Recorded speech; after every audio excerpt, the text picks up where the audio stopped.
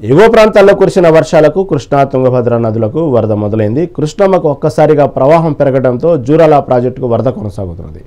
ఎగువ నుంచి 97 క్యూసెక్కులు వస్తుండటంతో ప్రాజెక్టు 10 గేట్లను తెరిచిన అధికారులు దిగువకు 90,394 క్యూసెక్కులను శ్రీశైలం జలాశయం వైపుకు విడుదల చేశారు.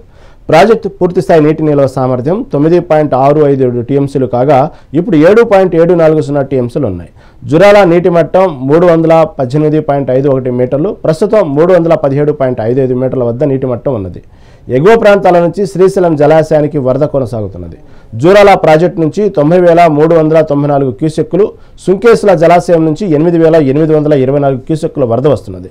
దీంతో ఉదయం 6 గంటల సమయానికి ప్రాజెక్టులో 818.20 అడుగుల నీటి మట్టం ఉంది.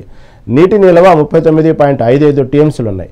కాగా వర్షాకాలం ఇంకా ప్రారంభం కాకముందే ప్రధాన నదులకు వరద పోటెత్తడం ఇదే తొలిసారి. 4 రోజుల కిందట కృష్ణానదికి స్వల్పంగా వచ్చిన వరద క్రమంగా పెరుగుతూ కొన్ని గంటల్లోనే జూరాల నిండిపోయింది. శుక్రవారం వరకు ప్రవాహం పెరిగే అవకాశం ఉన్నదని, దీంతో మరిన్ని గేట్లు తెరిచే అవకాశం ఉన్నదని అధికారులు పేర్కొన్నారు. ప్రజలు అప్రమత్తంగా ఉండాలని సూచించారు.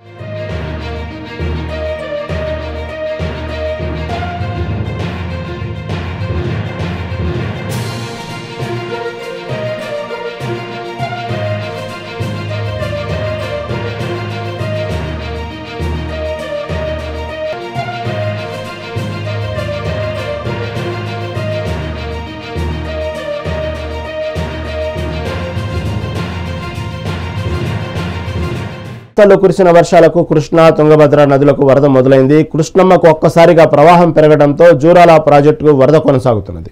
ఎగువ నుంచి 97 క్యూసెక్కులు వస్తుండటంతో ప్రాజెక్టు 10 గేట్లను తెరిచి అధికారులు దిగువకు 90,394 క్యూసెక్కులను శ్రీశైలం జలాశయం వైపు విడుదల చేశారు.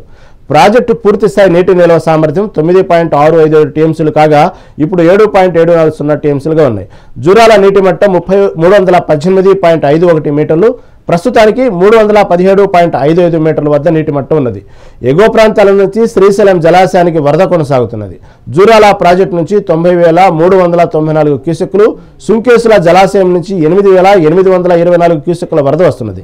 దీంతో ఉదయం 6 గంటల సమయానికి ప్రాజెక్టులో 818.20 అడుగుల నీటి మట్టం ఉంది.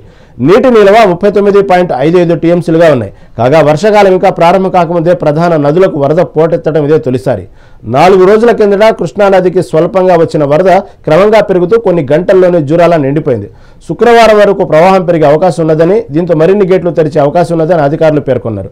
ప్రజలు అప్రమత్తంగా ఉండాలని సూచించారు.